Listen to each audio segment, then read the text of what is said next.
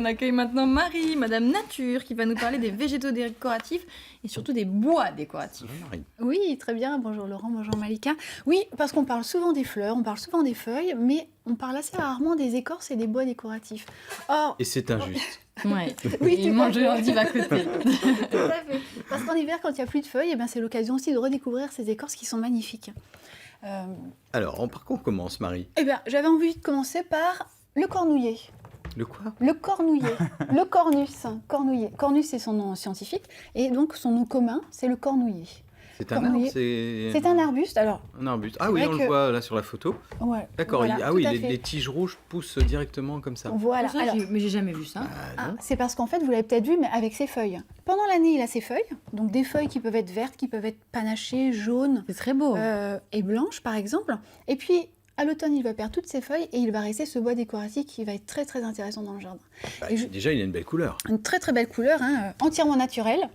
Envoyez un morceau à Marie. Déjà. Je donne Voilà, un petit... on va faire une déco avec ça. Bon, Un après, bois il faut très, avoir très un peu souple. d'imagination pour Oui. en faire quelque chose de...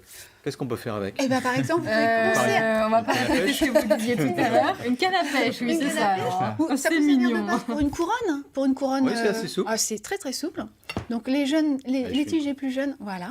Alors après, là, c'est moins souple. Plus Oui, c'est bah, plus faut- moins faut c'est Il souple. travailler me un fait petit peu. peur. Faut travailler un Vous petit allez peu. perdre un œil, Malika. Alors justement, ce qui va être intéressant, c'est ce bois jeune. Parce que si vous laissez... C'est un arbuste qui peut monter jusqu'à 3-4 mètres. Ah Mais oui. plus vous allez le laisser monter, et en fait, plus vous allez attendre dans le temps, et moins le bois va être coloré. Donc ce qui peut être intéressant, c'est... Une fois que vous avez profité de son bois en hiver, eh bien, c'est de le rabattre, de le couper très très court, et puis il refera de nouvelles pousses, et là vous pourrez profiter d'un bois vraiment très très rouge et très souple.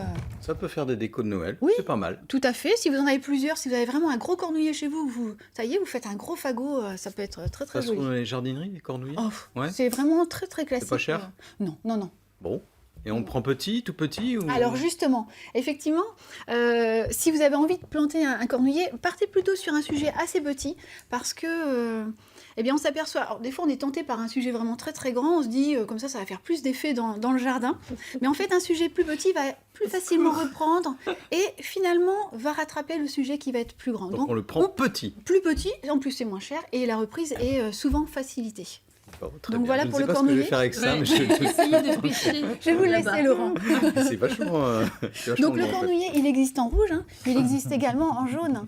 Quoi, En c'est la jaune, même chose, ça? Mais tout à fait, c'est un cornouiller. Donc, vous voyez, D'accord, celui-ci en est jaune, petit. mais il y a toutes les couleurs. Ah, En ça, jaune, c'est ça aussi. orangé presque fluo. Enfin, c'est vraiment des couleurs assez très très très jolies dans le jardin. Donc quand il reste plus que ces couleurs-là, c'est vrai que ça peut être intéressant.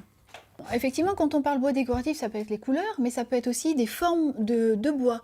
Là devant, on a le fusain ailé. Le fusain Si vous ailé. regardez ces tiges, effectivement, elles ne sont pas droites comme n'importe quelle tige, mais ça fait comme des petites ailettes sur le côté, un bois un petit peu liégeux. Et donc, ce fusain ailé, alors déjà, il est très intéressant parce qu'à l'automne, il a des feuilles roses, magnifiques. Et une fois que les feuilles vont tomber, en fait, elles vont laisser apparaître ce bois décoratif très Ça, très c'est joli. très beau, ça. Non, les Ouais, feuilles. Les Oui. feuilles Ah, les roses, feuilles. magnifiques. Mais là, il n'y a plus les feuilles. Est-ce que vous le trouvez aussi beau? Non. Un petit peu moins. Alors, vous allez, il faut vous allez faire l'imaginer- quoi avec ça, Marie? Vous allez le mettre où, par Non, non, exemple je regardais les Alors, il images faut des feuilles. l'imaginer dans un massif avec, par exemple, un feuillage persistant qui va rester vert,